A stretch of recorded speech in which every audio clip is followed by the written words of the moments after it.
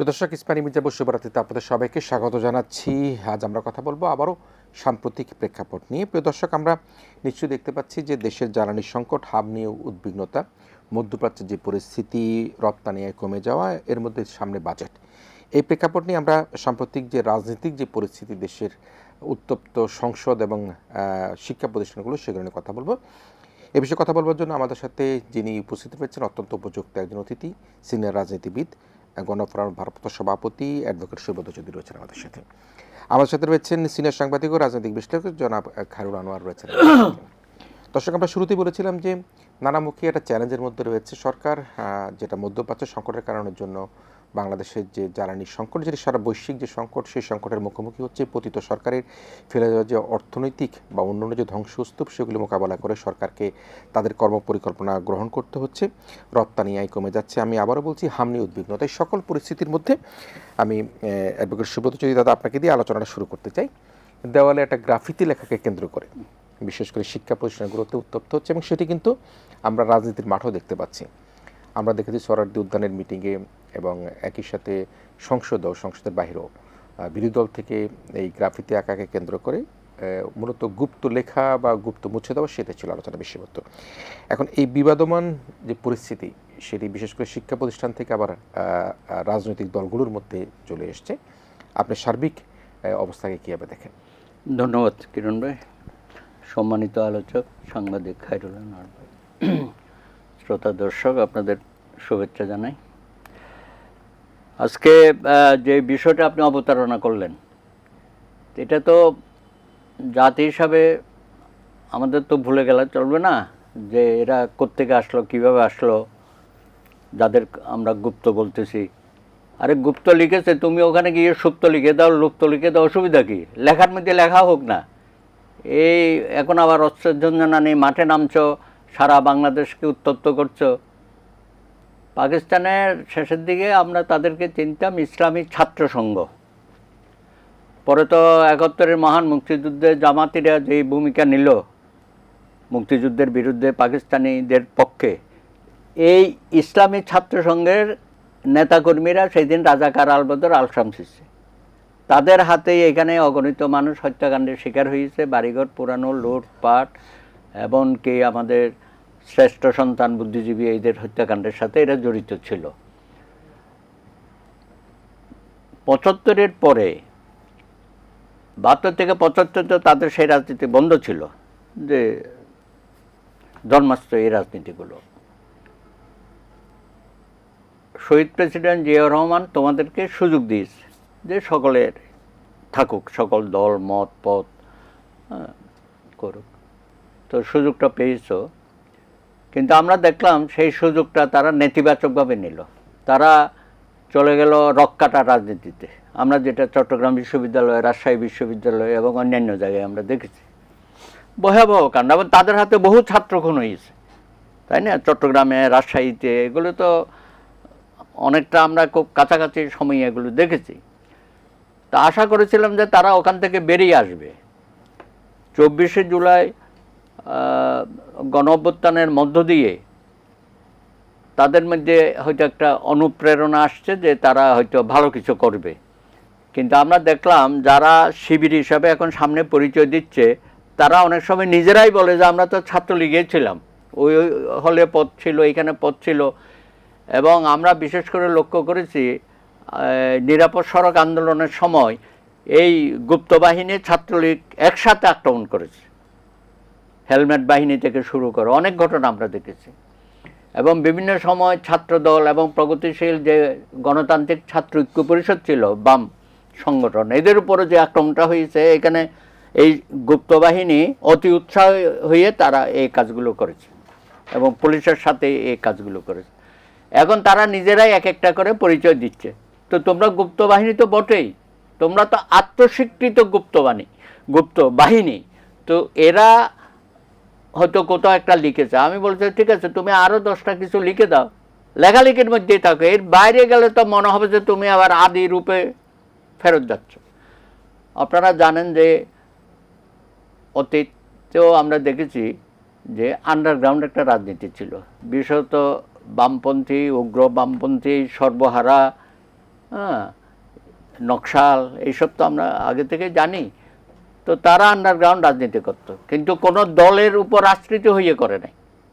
তারা আদর্শিক রাজনীতি করত, যার যার আদর্শ ধারণ করে। যেহেতু এটা সরকারিভাবে পাকিস্তানের সময়ও দেখেছি তাদের উপর ছিল, নিষিদ্ধ ছিল, এবং পরবর্তী পর্যায়েও নানান ঘটনায় আমরা দেখেছি। সেটা একটা আদর্শিক আন্ডারগ্রাউন্ড পলিটিক্স। আর তোমরা সেই পলিটিক্সটা না করিয়া তোমরা বিভিন্ন দলের মধ্যে, তাদের আমব্রেলার মধ্যে, ছায়ার মধ্যে ঢুকে গেছো। এটাই হলো আমাদের আপত্তি। এবং জাতীয়তাবাদী ছাত্রদল যেটুকুন করেছে, আমার তো মনে হয় তারা তাদের চেহারাটা উন্মোচন করে দিচ্ছে। এবং তারা যে ডাকসু, রাকসু, ইকসু, চাকসু সব নিয়ে গেল, এখানে কেন নিল? কারণ তারা 17 বছর খুব নিরাপদেই ছিল আশ্রিত হয়ে। এখন একটা সুযোগ পাওয়ার পরে যে ছাত্রদল দীর্ঘ 17 বছর ক্যাম্পাসে যেতে পারে নাই, ছাত্র সংগঠন গড়ে তুলতে পারে নাই, এবং সেই সময়ে বিশেষ করে আমি 18 যে সরকার, এটা তো অনেকটা জামাতপন্থী সরকার হয়ে গেছে, এবং বিভিন্ন জায়গায় বিসি থেকে শুরু করে সব জায়গায় তারা প্রশাসনে, আইনশৃঙ্খলা বাহিনীতেও আমরা দেখেছি। অবশ্য এখন কিছুটা ওখানে সংস্কার করার চেষ্টা করা হচ্ছে। তো ছাত্র শিবির যদি এসব করতে থাকে, তাহলে কিন্তু তারা আবার বিচ্ছিন্ন হয়ে যাবে। তারা যে মনে করছে যে সাধারণ ছাত্রদের ভোট দিয়ে তারা নির্বাচিত হয়েছে, এটা তো, আরে ঢাকার ভিসি বলল যে নীলক্ষেতে কি ব্যালট পেপার ছাপা হয়েছে আমি জানি না, পরে তো স্বীকার করলো ছাপা হয়েছে। তো সেটার কোনো হইলো, তদন্ত হইলো, এবং তার বিরুদ্ধে কোনো ব্যবস্থা নেওয়া হইলো? তার মানে কি, তুমি প্রশাসনে আশ্রিত হয়ে এইসব ছাত্র ছাত্র ইউনিয়নের নির্বাচনগুলোতে জিতে মনে করেছো তুমি একটা একক প্রভাব প্রতিপত্তি নিয়েছো। কিন্তু আমি মনে করি যে এটাকে ধরেই জামাত এবং এনসিপি যে মাঠটা উত্তপ্ত করার চেষ্টা করছে, এটা সফল হবে না। কারণ তারা যতই লাফালাফি করবে, জনগণ থেকে বিচ্ছিন্ন হবে। আমরা মনে করি এই ধরনের রাজনীতি যারা শুরু করছে, তারা একটা দেশে অস্থিতিশীল পরিস্থিতি সৃষ্টি করছে। আমরা বলেছিলাম যে তোমরা সরকারকে সহযোগিতা, সবে মাত্র আসলে 2 মাস পার হলো, তো সব বিষয়ে, জ্বালানি বিষয়ে একটা কমিটি হলো না, তারও অন্যান্য কমিটি হবে নানান বিষয়ে। কিন্তু মাঠকে যেভাবে তোমরা নেতিবাচক রাজনীতি শুরু করেছ, রাজপথে তার ফয়সালা হবে। আরেক 2-1 পণ্ডিত আছে যে ওদেরকে এই সরকার নাকি 6 মাসও টিকবে না, তারা এমন আন্দোলন করবে। তো সব কিছু মিলিয়ে এই সারা দেশে একটা বিশৃঙ্খল গোলযোগ সৃষ্টি করার যে পায়তারা করছে, এটা তারা সফল হবে না। সরকারকে আমরা বলবো যে আপনারা অত্যন্ত বিচক্ষণতার সাথে, আপনি যেটা বলেছেন, রাষ্ট্র পরিচালনা করতে হবে। ইতিমধ্যেই দেখেছেন একটা সার্কুলার হয়েছে দেশের গুরুত্বপূর্ণ স্থাপনাগুলোকে, হ্যাঁ, এমনি তো কেআইবি তারা ছিল না, কিন্তু সেটাকে এখন আরও যাতে গুরুত্ব সহকারে তার যে নিরাপদ ব্যবস্থা করা হয়। এবং আমরা মাঝে মাঝেই দেখতাম যে জামাত বা এই শিবির যখন একটা অসহিষ্ণু হয়ে ওঠে, তাদের রূপ ভয়াবহ হয় কিন্তু। হ্যাঁ, তারা কিন্তু এই হত্যার রাজনীতি তা বহুদিন আগে থেকে তাদের হাতে করে হয়েছে।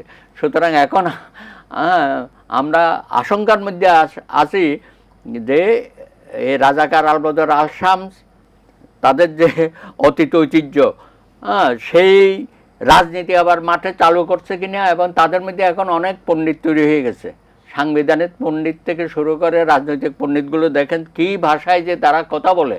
হ্যাঁ, তো আমার মনে হয় তাদের কথাবার্তা একটু সংযত হওয়া উচিত।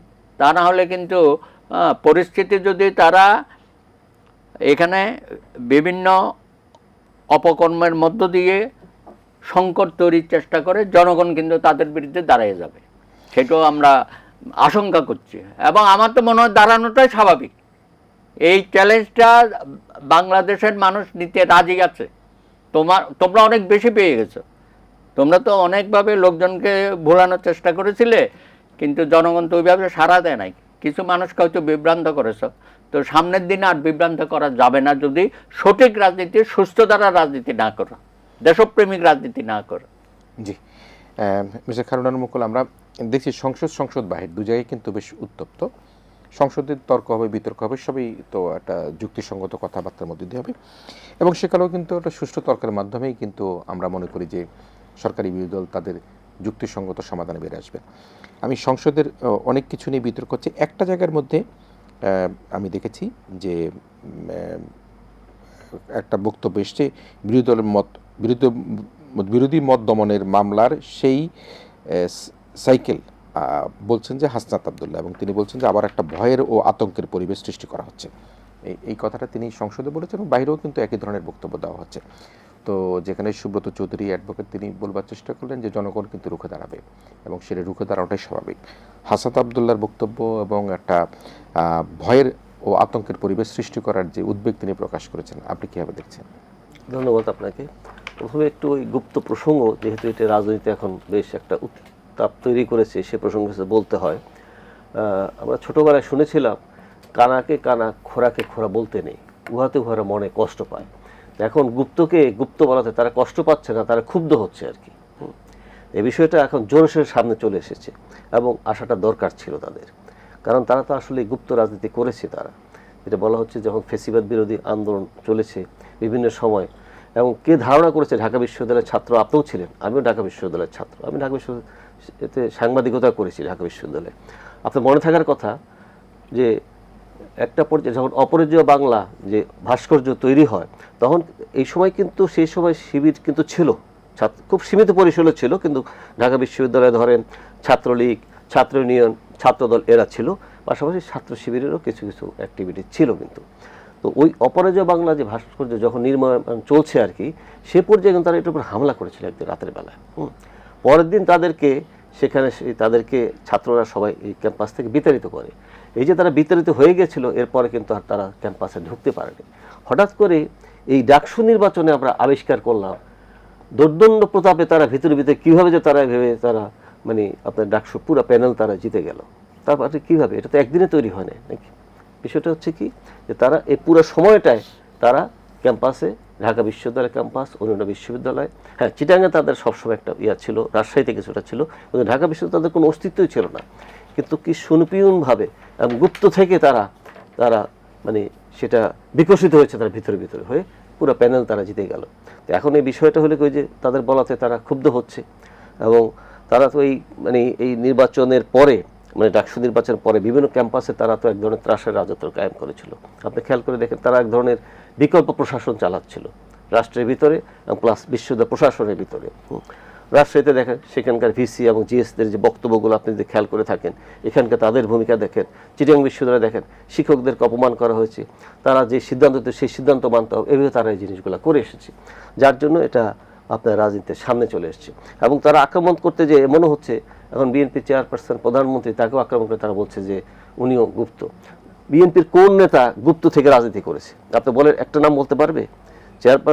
চেয়ারম্যান থেকে শুরু করে যারা দলের নেতা আছে, একটা নেতার নাম বলে তারা গুপ্ত, তারা তো বিএনপির রাজনীতি করেছে। কিন্তু আপনারা তো ছাত্র রাজনীতি করেন নাই, আপনারা তো করেছেন তো গুপ্ত রাজনীতি করেছেন। তো এই বিষয়টা এখন জনপরিসরে আলোচনায় আসছে এবং সংঘর্ষ হচ্ছে। ছাত্রদল তো অনেক ধৈর্যের পরিচয় দিয়েছে, তাদের যে আস্ফালন, তাদের যে বিভিন্ন রকম কার্যক্রম, সেটাকে ছাত্রদল মনে করেছেন এটার বিরুদ্ধে তো একটা রুখে দাঁড়ানো দরকার আছে আর কি। আর জামাতের ভূমিকা 71 সাল যেটা দাদা বললেন সেটা আছে। বিভিন্ন ফ্যাসিবাদের সরকার সময় তো বিভিন্ন সময় তারা সহযোগিতা ভূমিকা পালন করেছে। গত 17 বছর আন্দোলনে বিএনপির যে পরিমাণ নেতাকর্মী বা ছাত্র দলের নেতাকর্মী যে পরিমাণ মামলা হামলা শিকার হয়েছে, জেলে গিয়েছে, তারা কি সে পরিমাণ হয়েছে তাদের? সেইটা তো তাদের হয়নি, তাই না? এই বিষয়গুলো বিবেচনা রাখতে পারে। হাসনাত আব্দুল্লাহ যে প্রসঙ্গটা আপনি বললেন, এগুলো পলিটিক্সে তো অনেক রকম কথাই হয়, এবং বিরোধী দলের মত দমনের চেষ্টা সেইভাবে কি কোনো কিছু দৃশ্যমান হচ্ছে? সংসদে তাদেরকে তো সুযোগ দেওয়া হচ্ছে। দাদা বললেন, আমি একটা কথা বলি যে ডেপুটি স্পিকার পদ তাদেরকে অফার করা হয়েছে, তারা সেটা এখনও নেয়নি।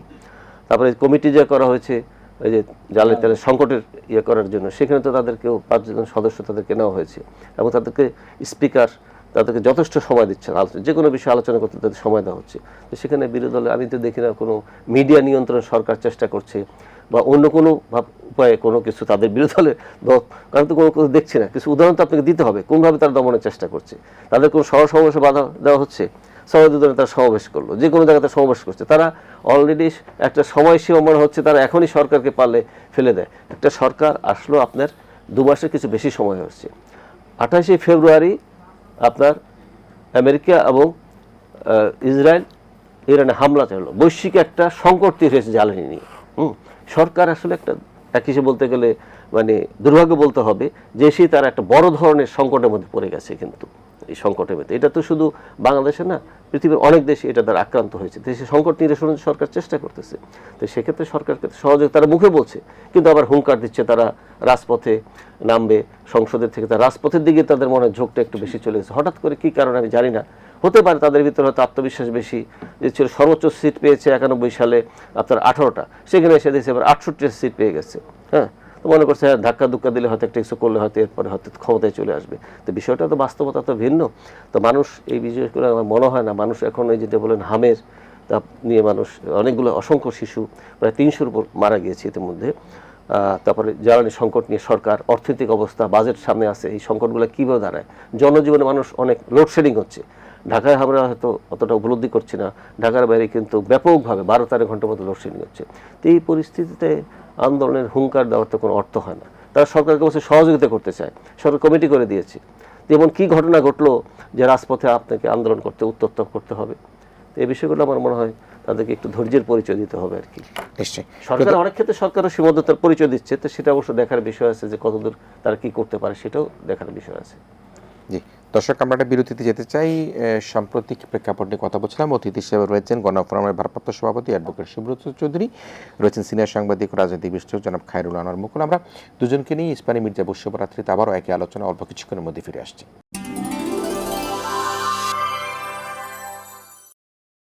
ইস্পানী মির্জা বর্ষবরাত্রিতে আমরা আবারও ফিরে এসেছি। আমরা সাম্প্রতিক রাজনৈতিক প্রেক্ষাপট নিয়ে কথা বলছি। আমাদের সাথে অতিথি হিসেবে রয়েছেন গণফোরামের ভারপ্রাপ্ত সভাপতি সিনিয়র রাজনীতিবিদ অ্যাডভোকেট সুব্রত চৌধুরী, রয়েছেন বিশিষ্ট সাংবাদিক, সিনিয়র সাংবাদিক এবং রাজনীতি বিশ্লেষক জনাব খায়রুল আনোয়ার মুকুল রয়েছেন আমাদের সাথে। আমরা গ্রাফিতি লেখাকে কেন্দ্র করে শুনলাম, এখন রাজপথের প্রসঙ্গে আবার আসতে হচ্ছে, এবং সেই প্রসঙ্গে কিন্তু আমরা দেখেছি যে জামায়াতের পক্ষ থেকে জামায়াতের আমির এবং বিরোধী দলের নেতা তিনি বলছেন সরকার গণভোটের রায় মেনে না নিলে সংসদের পাশাপাশি রাজপথের আন্দোলন চলতে থাকবে। সেটি তো আগে আলোচনা করেছেন। রাজপথ সংসদ যেদিন একাকার হয়ে যাবে সেদিন বালুর বাঁধ দিয়ে নদী আর সমুদ্র জোয়ার থামানো যাবে না, বালুর বাঁধ দিয়ে থামানো যাবে না বলছেন রাজপথ এবং যদি সংসদ একাকার হয়ে যায়, তিনি এটা মন্তব্য করেছেন। আচ্ছা দেখুন, এটা তো শুধু ডাক্তার শফিকুর রহমান না, আমি লক্ষ্য করলাম, আরে ভাই তোমরা রাজপথে মিছিল করো, স্লোগান করো, ঠিক আছে, কিন্তু তোমাদের অশ্রাব্য কথাবার্তা কেন? স্লোগানের মধ্যেও যা খুশি তাই বলে বেড়াচ্ছ, বক্তৃতার মধ্যেও যা খুশি। আরে এই প্রধানের ছেলেটা কি একটা বক্তব্য দিয়ে রাখছে না, পরে এখন মাপ চাইতেছে আর কি। তো এরকম অন্যান্য নেতাদের ভাষণ তো দেখতেছি না, কালকে বোধহয় মামুনুল হকের কি ভাষণ টাষণ দেখলাম, অতিমাত্রায় কিছু ভালো না। হ্যাঁ, সবেমাত্র সরকার গঠন হয়েছে, তোমরা অনেকগুলো সিট নিয়ে বিরোধী দলে বসছো, মানুষের একটা এখন এই পার্লামেন্টে কি আলাপ আলোচনা হয় মানুষ কিন্তু দেখছে।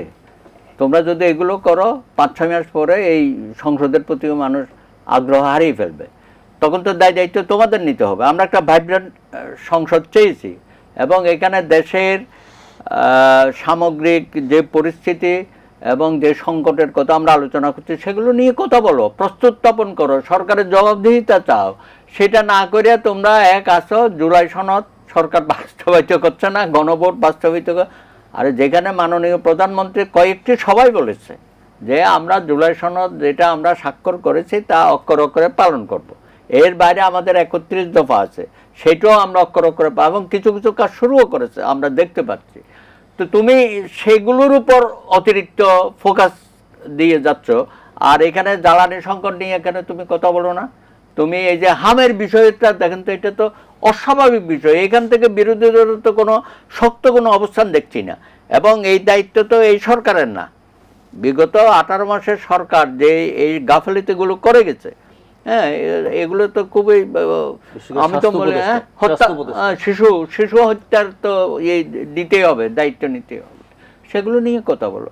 এর বাইরে তো আরও অনেক বিষয় আছে, যেটা অর্থনৈতিক সমস্যার কথা আমরা সবাই জানি, এবং ভালো যে আমাদের মাননীয় অর্থমন্ত্রী তিনি অনেকটা স্বীকার করেছেন যে এটা হইতে পারে। তবে আমি মনে করি যে বিরোধী দল তারা যত না আমাদের দেশের দৈনন্দিন সমস্যা জনগণের যে সমস্যা সেটা নিয়ে আলাপ না করে অন্য বিষয়গুলোকে বেশি প্রাধান্য দিচ্ছে, এবং সেটা দিয়ে তারা মনে করছে যে এটা আমরা যেটা বলি আর কি চিপ পপুলারিটি পাওয়ার একটা চেষ্টা করতেছে। তা আমার মনে হয় আর কত বুঝাবো, মাননীয় প্রধানমন্ত্রী তো মোটামুটি তো সবসময় তাদের সাথে একটা সম্পর্ক রেখে, উনি তো শুরুতেই তো ওখানে গিয়ে একটা কী ধরনের সৌন্দর্য আমাদের রাজনীতির মধ্যে নতুন ধারার রাজনীতিতে উনি শুরু করেছে, তাই না? গিয়ে দেখা করে আসলো, তারপরে এখানেও পার্লামেন্টে দেখি যে উনি সবসময় তাদের সাথে হাসি মুখে কথা বলে, আজকেও কোথায় দেখলাম সালাম বিনিময় হয়েছে, এগুলো তো উনি করেই যাচ্ছে। তো সেই জায়গায় তোমরা যদি উল্টাটা করো তাহলে তো তোমাদেরকে তো আবার কি বলবো, এখন গণশত্রু হিসাবে চিহ্নিত করা হবে। অতীতে একবার হয়েছিল মহান মুক্তিযুদ্ধে তোমাদের ভূমিকার কারণে। তারপরে আমার ভাই বলল যে এরপরও তোমরা যেসব অপকর্মগুলো করেছো সেগুলো তো আমাদের মনে আছে, কত হত্যাকাণ্ড যে তোমরা করেছো এখানে পরবর্তী পর্যায়ে সুযোগ পাওয়ার পরে। তা এখন আবার শেষ ধারায় যদি তোমরা এখানে রাজনীতি করতে থাকো তাহলে তো আমি বলি যে মানুষ কিন্তু তোমাদেরকে এখন আর ছাড় দেবে না। তুমি মনে করো না যে এই সমস্ত কথাবার্তা বলে রাজপথ উত্তপ্ত করবে। তো আমি তো মনে করি বিএনপি অনেক ধৈর্য ধরেছে। বিএনপি তো একটা কোনো পাল্টা কর্মসূচি দিয়েছে, অন্য সময় হইলে আওয়ামী লীগের সময় আমরা দেখছি না, বিরোধী দল যখন একটা কর্মসূচি সে একটা পাল্টা কর্মসূচি একই দিনে, হ্যাঁ হয়তো হরতাল ডেকে দিত, বাস ধর্মঘট করে দিত, লঞ্চ বাস আটকাই দিত, এগুলো দেখেছি। তো তো সেই পর্যায়ে তুমি নিয়ে যাবে নাকি? তুমি না বলছো যে বিএনপির মধ্যে একটা স্বৈরাচারী মনোভাব আস্তে আস্তে উদ্ভাসিত। তো আমি তো উল্টাটা দেখি, তুমি স্বৈরাচারী মনোভাব নিয়ে বিএনপিকে কোণঠাসা করার জন্য, অজনপ্রিয় করার জন্য সমস্ত রকমের কলকাঠি নাড়তেছ। তাইলে এইভাবে চলতে থাকলে বিএনপি তো সাংগঠনিক শক্তি এখনো দেখাই নাই। তাদের তো তৃণমূল পর্যন্ত সংগঠন আছে এবং তোমার থেকে অনেক শক্তিশালী সংগঠন, তারাও যদি তোমার সাথে পাল্টাপাল্টি করে তখন তোমার অবস্থাটা কি হবে? সুতরাং মানুষের সহ্য সীমার একটা বিষয় আছে।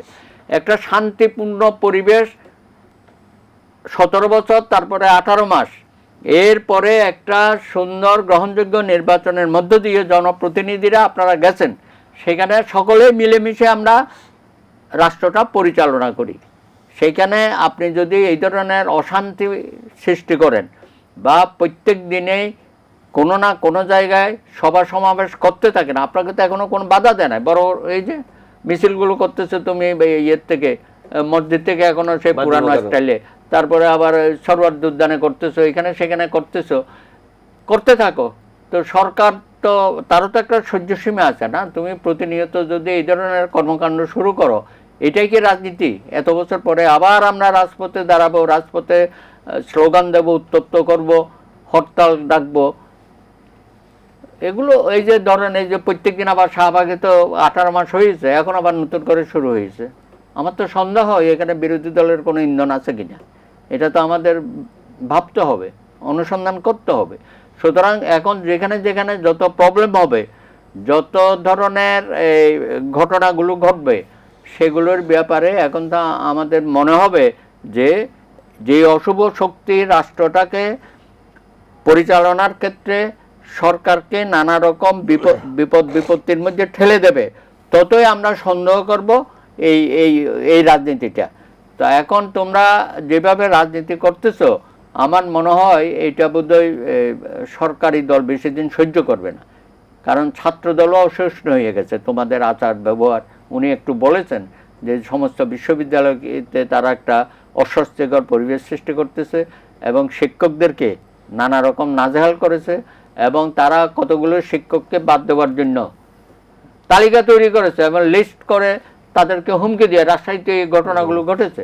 তা আশা করি আপনারা আপনাদের শুভবুদ্ধি উদয় হোক, জনগণকে আবার আপনাদের বিরুদ্ধে দাঁড়ানো বা আপনাদের মুখোমুখি হওয়ার জন্য আপনি উস্কাবেন না। এটা কিন্তু ফল আপনাদের জন্য মোটেই ভালো হবে না। এমনিই আপনাদের নানান ঘাটতি আছে রাজনীতি করার ক্ষেত্রে। তা এখন একটু কি বলে একটা সুন্দর পরিবেশের মধ্যে আমরা আছি, সেই পরিবেশটা নষ্ট করলে পুরো দায়িত্ব আমি মনে করি এই বিরোধী দলকে নিতে হবে। সেটা সংসদের বিরোধী হোক বা বাইরেও যারা সংসদের বাইরেও যারা বিরোধী ভূমিকায় আছেন, তাদেরকেও বলবো। এবং আপনারা একটু সংযত হয়ে চলেন, কথাবার্তা একটু সভ্য ভাষায় বলেন, এবং অযথা শোনেন, এখানে আরো খুব খারাপ কাজ হচ্ছে। এই যে সোশ্যাল মিডিয়াকে ব্যবহার করে এই ডাকসু সহ শিবিরের নেতৃবৃন্দ যেভাবে এই সরকার এবং এমনকি জনাব তারেক রহমানের পরিবার নিয়ে যে ধরনের ঘৃণা তৈরি করার চেষ্টা করতেছে, এগুলো তো এখনো ধরপাকড় হয় নাই। এটা তো একটা দুইটা নয়, ডজনে ডজনে তারা এরকম সোশ্যাল মিডিয়া ব্যবহার করে এইসব ঘটনা ঘটাচ্ছে। তো আমার তো মনে হয় তারা খুব ভুল পথে যাচ্ছে। আমরা তাদেরকে কি বলবো, আমরা প্রশ্ন করতে পারি, ভাই আপনারা যে পথে যাচ্ছেন এটা মারাত্মক পরিণতি আপনাদেরই হবে। জনগণ কিন্তু আপনাদের উপর ক্ষিপ্ত হয়ে যাবে যদি এইভাবে চলতে থাকে। জি, আমি এর সংসদের আরো দুইটা মন্তব্য দিয়ে আপনাকে বলতে চাই। হাসান আব্দুল্লাহ সাহেবের বক্তব্য তো আমরা শুনলাম। সংসদে আরো দুটি গুরুত্বপূর্ণ আলোচনা হয়েছে। সাবেক ছাত্রনেতা মৎস্য প্রাণী সম্পদ প্রতিমন্ত্রী সুলতান সালাউদ্দিন টুকু ভাই তিনি যেটা বলেছেন যে বিরোধী দল আওয়ামী লীগের মতো আচরণ করছে, জুলাই আন্দোলন নিয়ে কার কি ভূমিকা প্রশ্ন করেছেন। আওয়ামী লীগ ৭১ মনে হয়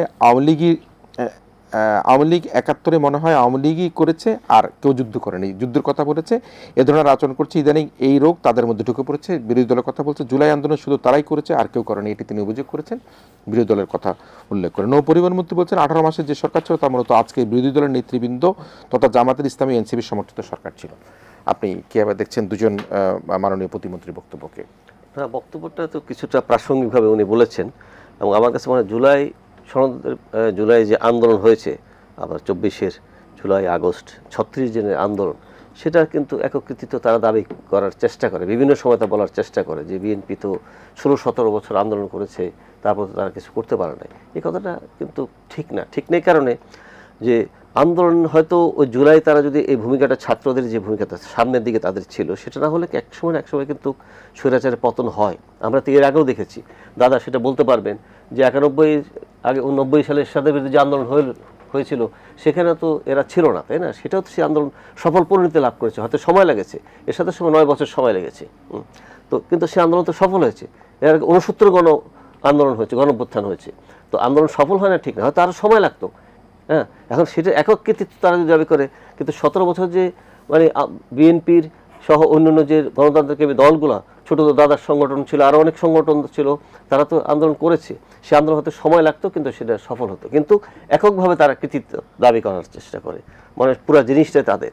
তো এইটা খুবই একটা মানে কি বলবো, এটাকে আমি ঠিক খুঁজতে পাচ্ছি না তাদের বলার, তাদের এই কৃতিত্ব দাবি করার বিষয়। কিন্তু বিষয় যেটা হচ্ছে যে জুলাই আন্দোলন তারপরে আপনার জুলাই সনদের কথা বলে, সনদের বিষয়ে যদি বলতে হয়, তারা কোন মুহূর্তে এনসিপি স্বাক্ষর করেছে আপনার মনে থাকার কথা, একদম শেষ মুহূর্তে তারা স্বাক্ষর করেছে। না, তারা স্বাক্ষর করেছে কি করেছে শেষ একদম পরে, হ্যাঁ, এটা বললাম করেছে, কিন্তু তারা করে নাকি এতদিন। তারপর আপনি ধরেন জামাতে ইসলামের কথা বলেন, আপনার জুলাই সনদে আছে যে সংসদে মানে 5% মহিলাদের নির্বাচনে সরাসরি সুযোগ দেওয়া হবে, সেটা কি তারা দিয়েছে? তারা দেয়নি কিন্তু। এবং তাদের দ্বিচারিতা ভূমিকা দেখেন কিরকম, তারা ওখানে তারা একজনকেও দেয়নি যে তাদের তাদের রাজনীতির সাথে এটা যায় না, কোনোদিন তাদের দলের প্রধান কোনো মহিলা হতে পারবে না, কিন্তু আবার সংরক্ষিত আসনে কিন্তু তারা আবার দিচ্ছে। এই যে তাদের ডাবল স্ট্যান্ডার্ড ভূমিকা, এই ভূমিকা নিয়ে তো কথা বলা দরকার।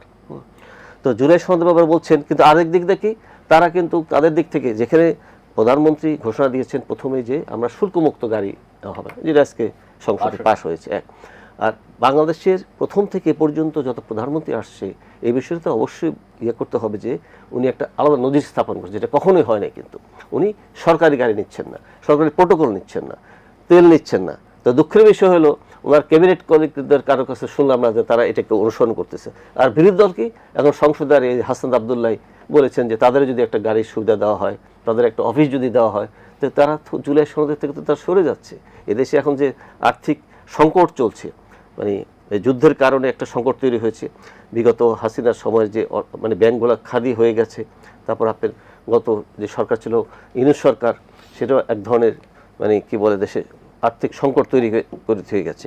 সেই সংকট থেকে উত্তরণের জন্য যে ধরনের সরকারি ব্যয় মানে হওয়া উচিত, সাশ্রয় হওয়া উচিত, কৃচ্ছতা সাধন করা উচিত, সেটা তাদেরও তো সেই নজির স্থাপন করতে হবে। সেই নজির তারা স্থাপন করছে না, তো তারা বরং দেখা যাচ্ছে গাড়ির সুবিধা চাচ্ছে, তারা অফিস চাচ্ছে, এলাকায় তাদের জন্য সেই দাবি করতেছে। তো এই জন্য আমার মনে হয় রাজপথের যে বিষয়গুলো বলা হচ্ছে, এবং একটা দেখেন যে বাংলাদেশে কিন্তু 55 বছরেও গণতন্ত্র স্থায়ী হয়নি, কিন্তু কোনো সংসদই কার্যকরভাবে হয়নি। এই সংসদের একটা সামনে সুযোগ তৈরি হয়েছে সংসদকে কার্যকর করার জন্য, সরকারি দল যথেষ্ট আন্তরিকতার সাথে সেটা চাচ্ছে, সেখানে সংসদে তাদেরকে সুযোগ দেওয়া হচ্ছে, কিন্তু সেটাকে থেকে তার বারবার রাজপথের কথা বলছে। এটা 2 মাস বয়সে একটা সরকার, এখন রাজপথে যাওয়ার মতো কি ঘটনা ঘটলো? রাজপথে যাওয়ার মতো কিছু হয়নি তো, তারা কিন্তু ক্রমাগত কর্মসূচি দিচ্ছে। আরেকটা মন্তব্য নৌপরিবহন প্রতিমন্ত্রী, তিনি যেটা বলেছেন 18 মাসের সরকারটি মূলত ছিল জামায়াত এবং এনসিপি সমর্থন। এটা তো কিছুটা সত্যি কথাই। এখানে তারা তো ভর করেছে, তারা গণ আন্দোলন করেছে, তারা সেখানে যে উপদেষ্টা তারা হয়েছে, তারা অনেক কিছু প্রশাসন নিয়ন্ত্রণ করার চেষ্টা করেছে। তারপর অন্যান্য আর্থিক কেলেঙ্কারিও তাদের সম্পর্কে বিভিন্ন পত্রপত্রিকা, বিভিন্ন মিডিয়া আমরা থেকে ছাপা হয়েছে। তো তারা তো আসলে, এবং ইউনূস সরকার যেটা বলা হয়, তারা তো আসলে ক্ষমতা ছাড়তে চায়নি। তারা বিভিন্ন সময় আপনি দেখেছেন যে ঈদের নামাজ শেষে কিছু লোক বলা শুরু করলো যে 5 বছর চাই, 10 বছর চাই, এগুলো তো আমরা দেখেছি, তাই না? কিন্তু এক পর্যায়ে তারা বাধ্য হয়েছে নির্বাচন দেওয়ার জন্য। বিএনপি এক ধরনের বাধ্য করেছে নির্বাচন দেওয়া, তাহলে কিন্তু তারা, এবং ওই সরকারকে বলতে পারেন যে জামাত শিবির এক ধরনের সম্প্রসারিত সরকার, কারণ ক্যাবিনেটের ভিতরে, মানে উপদেষ্টা পরিষদের ভিতরে ছিল, এবং ডিপ স্টেট যেটা আমরা জানি, সেখানে বেশ কয়েকজন তো সক্রিয় ছিল জামাতের পক্ষে। তো এটা তো ঠিকই বলেছে, বক্তব্যটা আমার মনে হয় যে খুব বেশি কিছু বলার নেই। দর্শক, আমরা একটা শেষ বিরতি নিতে চাই আবারও। আমাদের সাথে অতিথি হিসেবে রয়েছেন অ্যাডভোকেট সুব্রত চৌধুরী, সিনিয়র সাংবাদিক খায়রুল আনোয়ার। আমরা দুজনকে নিয়ে আবার ইস্পানী মির্জাপুর শুভরাত্রিতে একটা শেষ বিরতির উপর অল্প কিছুক্ষণের মধ্যে ফিরে আসছি।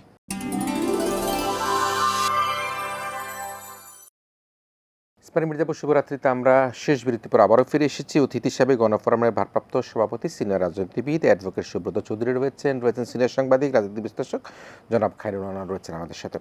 দর্শক, আমরা রাজনীতির যে উত্তপ্ত মাঠ সেটি কথা বলছিলাম, যদিও আলোচনাটি কতখানি আপনি করতে চান কিনা জানি না। সেটা হচ্ছে যে আমরা ইতিপূর্বে দেখেছি যে নাসিরুদ্দিন পাটোয়ারি এনসিপি নেতা মাঠ খুব গরম রাখতেন ভোটের আগে, আমরা দেখেছি জাতীয় নির্বাচনের আগে। এখন দেখতে পাচ্ছি যে জাগপার সহসভাপতি রাশেদ প্রধান বিভিন্ন ইস্যুতে বক্তব্য দিচ্ছেন, আলোচনা সৃষ্টি করছেন। আপনি বলছিলেন যে জনাব তারেক রহমান মাননীয় প্রধানমন্ত্রী তাকে নিয়েও মন্তব্য করেছেন, যদি দুঃখ প্রকাশ করেছেন পরে। এখন নাসিরুদ্দিন পাটোয়ারি একটু মনে হচ্ছে যে তিনি একটু নিশ্চুপ আছেন, কিন্তু রাশেদ প্রধান সাহেবের বক্তব্য মন্তব্যকে আপনি কীভাবে দেখেন? না, নাসিরুদ্দিন পাটোয়ারি তো যা করেছে ইলেকশন কেন্দ্রিক ছিল, এখন তো সে থেমে গেছে। সে বুঝতে পারছে যে এটা অতিরিক্ত করে ফেলেছে, হয়তো তার মনের মধ্যে একটা অনুশোচনা হইতে পারে। কিন্তু এই যে রাশেদ প্রধান যেটা বলতেছে, এগুলো তো আবার তার বাবার ইতিহাসটা সামনে চলে আসতো, তাই না? অনেকে তো ভুলে গেছিল, হ্যাঁ কেসের মধ্যে ছিল, সেই তখন বোধহয় ছাত্রলীগের কি ছিল, সাংগঠনিক সম্পাদক ছিল। তো সেখান থেকে তো শহীদ রাষ্ট্রপতি তাকে তো ক্ষমার আওতায়, হ্যাঁ, তা ফাঁসির ইয়ের থেকে তো তারে করলো, অবমুক্ত করলো। সেইটুকু নিয়েও নাই এদের, মানে কৃতজ্ঞতা আমি তো দেখছি না। এখন বিএনপির সাথে আন্দোলন করেছে, আমরাও ছিলাম, হ্যাঁ, হয়তো তার অনেক উচ্চাশা ছিল, হয় নাই বলে সে তো হয় নাই, মানে সে তো অপেক্ষা করলো না, সে চলে গেল জামাতের সাথে। তবে অতীতেও আমি দেখেছি সে যে বক্তৃতা দিত আন্দোলনের সময়, সেগুলো অনেকটা এই ধরনের, হ্যাঁ, তারপর একটা উগ্রতা তার মধ্যে আমরা দেখেছি। তো আমরা আশা করেছিলাম যে যাই হোক, তার রাজনীতির সাথে হয়তো আমরা একমত না, কিন্তু হয়তো আগামী দিনে একজন নেতা হিসেবে হয়তো সে দাঁড়াবে। তা এখন যা দেখতেছি, সে তো আমার তো মনে হয় জামাতের ঘাড়ে চেপে বসেছে আর কি। হ্যাঁ, অনেক সময় ভূত চাপে না, এরকম একটা অবস্থা হয়েছে। এবং সেই যতগুলো বক্তৃতা একের পর এক দিচ্ছে, এটা একেবারেই গ্রহণযোগ্য না, এটা আমাদের রাজনীতির সাথেও যায় না। আজকে দেখলাম সে গাড়িতে ওঠার সময় কিছু মানুষ ছবি তুলতেছে, বলে যে ভাই তুলে নেন, এরপরে তো আমি রাজপথেই থাকবো, তখন আর সুযোগ পাবেন না। তার মানে সে রাজপথের হুমকিটা আবার দিল সরকারের কাছে, মানে সে এখন এত বড় নেতা। আর জামাত তো দেখি তারে খুব গুরুত্ব দিচ্ছে আর কি, তার এইসব বক্তৃতার কারণে অনেকগুলো কথা জামাত বলতে পারে না সরাসরি, হয়তো তাকে দিয়ে বলায়। তো এই অবস্থা যদি চলতে থাকে, তো আমার তো মনে হয় সে কী রাজনীতি করবে ভবিষ্যতে। হ্যাঁ, এটা তো তার রাজনৈতিক ক্যারিয়ারটা অনেক সময় নষ্ট হইতে পারে। তো আমি তারে বলবো যে বাবা, এখন একটু থামো, তুমি তো আমাদেরকে চাচা ডাকো, আঙ্কেল ডাকো, কিন্তু একটু তোমাকে এটা আমরা একটু কি বলবো উপদেশ দিচ্ছি আর কি, একটু ল্যাঙ্গুয়েজগুলো ঠিক করো, বক্তৃতা করো ঠিক আছে, এবং সে বক্তব্যের মধ্যে অনেক চরম ভারত বিরোধী বক্তব্য দেয় আর কি। হ্যাঁ, মনে হচ্ছে যেন সে ভারতের সাথে এখনই পারলে যুদ্ধ ঘোষণা করবে। ওই যে ইয়েটা ছিল না কদিন আগে, ভারত রাষ্ট্র ওদের যে ইয়েটা ঘেরাও করতে গেল ইনকালাব মঞ্চ সঞ্চয়ের সাথে, সেও দেখি সেখানে গিয়ে একেবারে খুব অগ্রণী ভূমিকা পালন করতে থাকো, আমি সেটার মধ্যে। কিন্তু তোমার যে উগ্রতা, সেই উগ্রতাকে আমিও পছন্দ করি না তোমার চাচা হিসাবে, জাতীয় মনে হয় এটা ভালোভাবে নিচ্ছে না। তো এর বাইরে যারা সিনিয়র নেতা আছে, আমি আগেও বলেছি ভাই, আপনাদের থেকেই মনে হয় সে উৎসাহিত হচ্ছে, কারণ আপনারা যেভাবে লাগামহীন বক্তব্য দিচ্ছেন এবং মাননীয় প্রধানমন্ত্রীর বিভিন্ন কর্মসূচি যে চলছে একটার পর একটা, সেগুলো নিয়েও যে নেতিবাচক কথাবার্তা আপনারা বলতেছেন, এবং মনে হচ্ছে মানে এই সরকার হয়তো পথ হারাবে এরকম কথাবার্তা বলছে। আমি বলছি যে ইউনূস সাহেব পথ হারাইছে, তারেক রহমান সাহেব পথ হারাবে না। এটা খুব শক্ত সরকার, এটা জনপ্রিয় সরকার, এবং তারেক রহমান সাহেব যেহেতু লন্ডনে অবস্থান করেছিল, সুতরাং তার একটা ইউরোপিয়ান কালচারের একটা ভাবসাব আমরা দেখতে পাচ্ছি। সিম্পল চলাফেরা, হ্যাঁ, প্রধানমন্ত্রী হিসাবে তার যে একটা কি বলে একটা অহংকার করা বা একটা ক্ষমতা দেখানো, এগুলো আমরা দেখছি না। খুবই সিম্পল ওয়েতে সে চলতেছে, সিম্পল ওয়েতে খাওয়া দাওয়া করতেছে। আপনি দেখেছেন না ইয়েতে প্রধানমন্ত্রী কার্যালয় 150 টাকায়,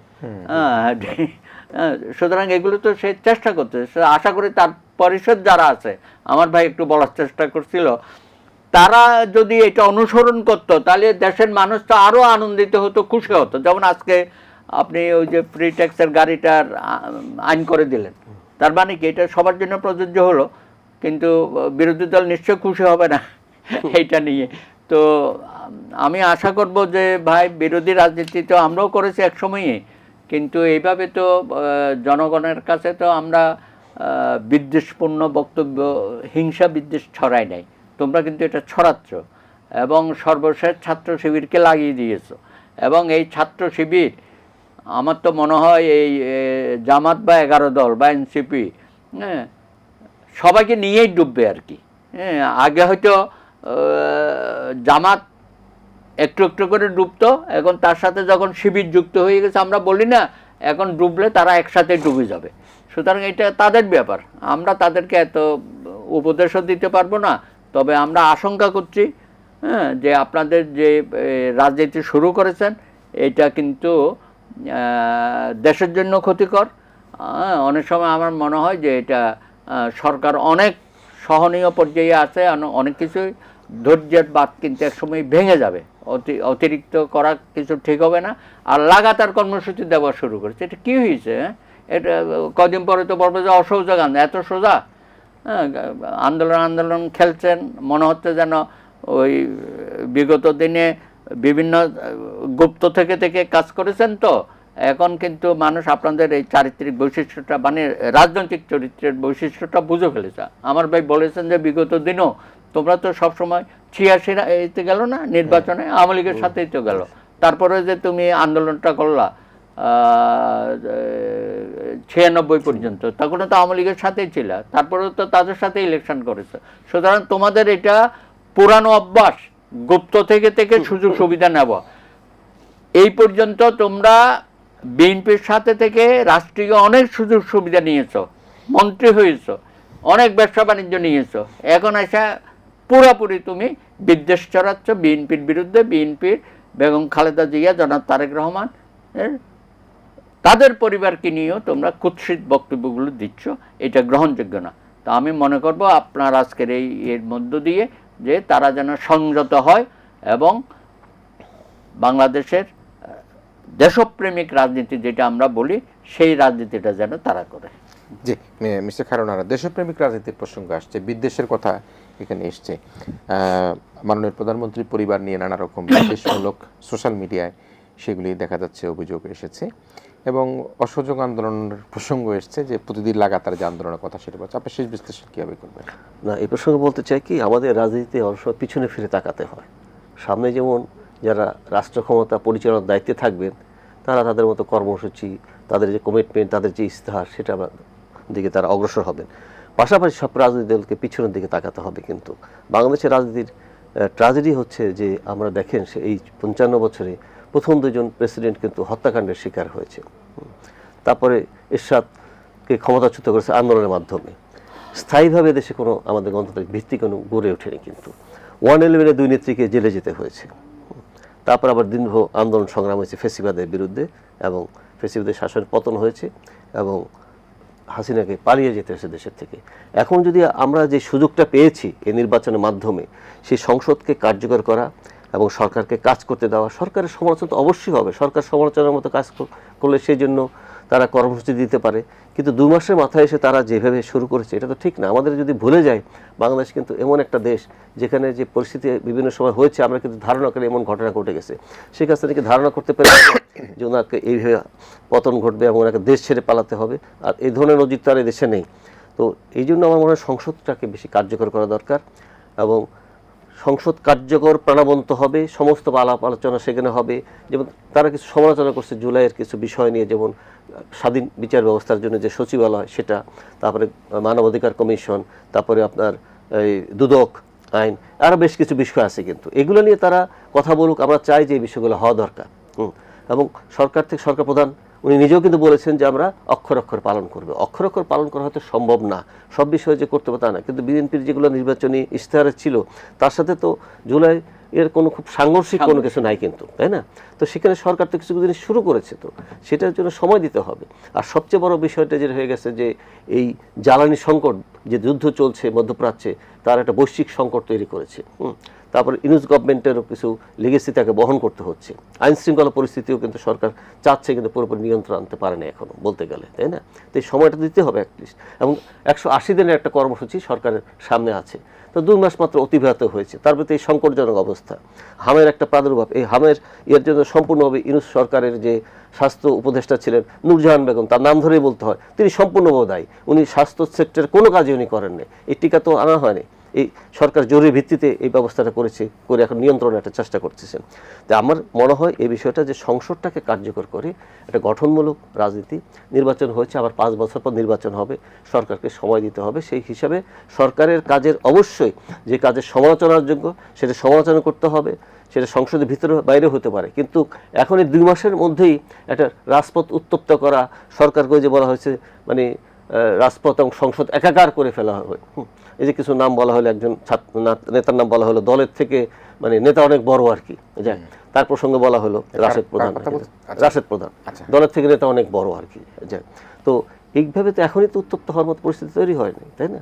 এখন আমাদেরকে সংকট সামনে যেটা আসছে, বাজেট আসতেছে, এবং এই জ্বালানি যে বিষয়টা, সেটার কারণে কিন্তু দ্রব্যমূল্যের একটা প্রভাব পড়তে পারে, পরিবহন খরচ বাড়বে, এবং সাধারণ মানুষ এমনি বিভিন্ন সমস্যার মধ্যে আছে, লোডশেডিং, এই বিষয়টাকে গুরুত্ব দেন আপনারা, জ্বালানি সংকটকে গুরুত্ব দেন, অর্থনৈতিক সমস্যাটাকে গুরুত্ব দেন, এই বিষয়গুলো সরকার কিভাবে সমাধান করতে পারে, সরকার এই বিষয়গুলোতে একটা চাপ প্রয়োগ করে, যে জনবান্ধব যে বিষয়গুলো, জনগণের সাথে সম্পৃক্ত যে বিষয়গুলো, জনজীবনের দুর্ভোগ লাঘবের জন্য যে বিষয়গুলো, সেটাকে প্রাধান্য দেন, সেই বিষয়গুলোকে আপনারা ইস্যু হিসেবে সামনে নিয়ে আসেন।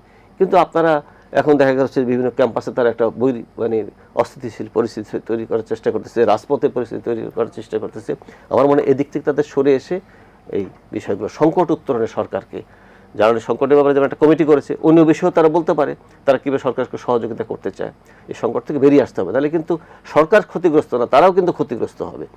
তারা যদি ভেবে থাকে সরকারকে যদি বিপাকে ফেলা যায় তারা সুবিধা পাবে, সেটা কিন্তু তাদের জন্য সেটা নাও হতে পারে। জি, আমরা শেষ একটা প্রসঙ্গে দাদা আসে, যে দুঃখজনক, যেটা হামের প্রসঙ্গ আনলো, এবং আমরা দেখতে পাচ্ছি হাসপাতাল থেকে হাসপাতাল মায়েরা তার শিশু সন্তানকে কোলে নিয়ে ঘুরে বেড়াচ্ছে। সবচেয়ে দুঃখজনক, হৃদয় বিদারক একটা ঘটনা আমরা দেখেছি, যে মহাখালী সংক্রমণবিধি হাসপাতাল থেকে একজন বাবা তার নিথর সন্তানের মৃতদেহ নিয়ে রাস্তায় সিএনজি রিক্সার জন্য সে ঘুরে বেড়াচ্ছে, সিএনজি অটো রিক্সার জন্য। আমরা রাজশাহীতে দেখেছি যে আইসিইউ না পেয়ে মৃত সন্তানকে নিয়ে যখন দাহ করা হয়েছে, তার 2 দিন পরে বা 1 দিন পরে এই আইসিইউ পাওয়ার খবর তার বাবার কাছে গিয়েছে। সব মিলে হামের পরিস্থিতিটা আসলে আমাদের পরিস্থিতি খুব ভয়াবহ। আমি তো মনে করি এটাকে কি বলা যায়, এটাকে একটা জরুরি অবস্থা ঘোষণা করা উচিত। এই বিষয়গুলো নিয়ে। আজকে 8 জন মারা গেছে, তার মধ্যে ঢাকাতেই 5 জন। এই যে বাচ্চাগুলো একের পর এক মারা যাচ্ছে, তো এগুলো তো রাষ্ট্রকে দায়িত্ব নিতে হবে। এবং এই ঘটনার পেছনে যারা ব্যর্থ ছিল 18 মাসের, তারা তো কোনো কার্যক্রম গ্রহণ করে নাই। আমরা পাকিস্তান আমলেও দেখেছি যে জাতিসংঘের বিভিন্ন ইউনিসেফ এইসব টিকার ব্যাপারে আমরা ছেলেবেলায় ইউনিসেফের মাধ্যমে টিকা দিয়েছি। এরপরও বিভিন্ন সরকার বাংলাদেশ হওয়ার পরে এই টিকা বিষয়টা খুবই গুরুত্ব সহকারে সবাই যতই আলোচনা সমালোচনা করি, কিন্তু আমি দেখতাম যে এটা টিকার বিষয়টা সচেতনভাবে প্রচার করা হতো। কিন্তু 18 মাসে এটা আমি দেখিনি। হ্যাঁ, কোভিডটাও তো আমরা ভালোভাবে সামলিয়েছি, তাই না, এত বড় একটা বিশ্ব পরিস্থিতির মধ্যে। এইটা 18 মাসে তারা এইসব টিকার ব্যাপারে কোনো ধরনের গুরুত্ব দেয় নাই, হ্যাঁ, এবং কোনো ব্যবস্থাও করে যায় নাই। তো এই জন্য তো এই সরকার দায়ী, ইউনূস সরকার, তার স্বাস্থ্যমন্ত্রী, শুধু মন্ত্রী না, ওখানে আবার একজন সহকারী ছিল, একজন সহকারী ডাক্তার সে। তো ভাই, তোমাদের তো জবাবদিহি করতে হবে। আমি বলি প্রত্যেকটা হত্যাকাণ্ডের জন্য তাদের দায়িত্ব নিতে হবে এবং এই সমস্ত হত্যাকাণ্ডের অপরাধী হিসাবে, আসামি হিসাবে তাদের বিরুদ্ধে মামলা হওয়া উচিত এবং ইউনূসও যেন এটার মধ্যে রেহাই না পায়। তা না হলে ভবিষ্যতেও আমরা এই ধরনের শিশুরাই আগামী দিনের ভবিষ্যতে আমরা বলছি তারাই হবে কাণ্ডারি। তো তুমি এর মধ্যে তো 100-র উপর শিশু তো হত্যাকাণ্ড, আমি তো বলবো এটা পুরাই হত্যাকাণ্ড শিকার হয়ে গেছে। হ্যাঁ, তো সরকার তো যেটা করতেছে এই কয় মাসের মধ্যে ছোটাছুটি করতেছে, হয়তো চেষ্টাও করেছে অনেক কিছুই। আশা করি এটা ইমপ্রুভ হবে। তবে ঘটনা যা ঘটে গেছে এটার দায়িত্ব গত 18 মাসের সরকারের কাঁধে দিতে হবে এবং এটা একটা জঘন্য মানবতা বিরোধী অপরাধ হয়ে গেছে অলরেডি, আমি মনে করি। দর্শক, আমরা হামের নিয়ে উদ্বিগ্নতার কথা বলছিলাম, এটা এখনো আমাদের মধ্যে একটা উদ্বেগ ছড়াচ্ছে। জি, নিশ্চয়ই কথা সূত্রধর, সেটা হচ্ছে এই বিষয়টা তদন্ত হওয়া উচিত যে 18 মাসের যে সরকার ছিল তারা কেন এই বিষয়টাকে গুরুত্ব দেয় না, কোথায় এই সমস্যাটা তৈরি করে থুয়ে গেছে সরকার। কারণ এই সরকারের প্রতি দায়িত্ব এসে পড়েছে, কিন্তু সরকার দাদা যেটা বললেন যে কোনো প্রচার তারা করে নেই, টিকার ব্যবস্থা করে নেই। এই জন্য আমার মনে হয় সরকার থেকে একটা তদন্ত কমিটি করা উচিত, তদন্ত কমিশন করা উচিত এবং বের করা উচিত কোথায় ব্যর্থতা, কেন হলো না, কাদের জন্য হয়নি, এবং তাদেরকে অবশ্যই বিচারের আইনের আওতায় আনা উচিত। আমার মনে নিশ্চয়ই। প্রিয় দর্শক, আমরা আসলে এর থেকে মুক্তি পেতে চাই। দেশের যে সার্বিক পরিস্থিতি বারবার আমরা বলার চেষ্টা করি, সেটি হচ্ছে যে নবগঠিত সরকার নিরঙ্কুশ বিজয় লাভ করা জনগণের ভোটে সরকার যখন তাদের দায়িত্বভার গ্রহণ করে, তখন একটা পতিত সরকারের যে ধ্বংসস্তূপ, সেই ধ্বংসস্তূপের মাঝে তারা দাঁড়িয়েছিল। অর্থনৈতিক সংকট, মধ্যপ্রাচ্যের পরিস্থিতি, রপ্তানি আয় কমে যাওয়া, জ্বালানি সংকটের মধ্যে হামির যে সংকটটি, সেই সংকটের মধ্যে আমরা মনে করি যে রাজপথকে বেছে না নিয়ে আমরা সংসদকে বেছে নিয়ে একটা যুক্তিতর্কের মধ্যে দিয়েই আমরা কিভাবে এ রাষ্ট্রের উন্নয়নে, রাষ্ট্রের যে ভবিষ্যৎ দিক নির্দেশনা নির্ধারণ করবার ক্ষেত্রে জনগণের পাশে দাঁড়াতে পারে, সেটি কিন্তু আমাদের প্রত্যাশা। এই প্রত্যাশা রেখে আমরা আমাদের আজকে দুজন অতিথি রয়েছেন, অত্যন্ত নির্মম আলোচক, সিনিয়র রাজনীতিবিদ অ্যাডভোকেট সুব্রত চৌধুরী, সিনিয়র সাংবাদিক জনাব খায়রুল আনার মুকুল।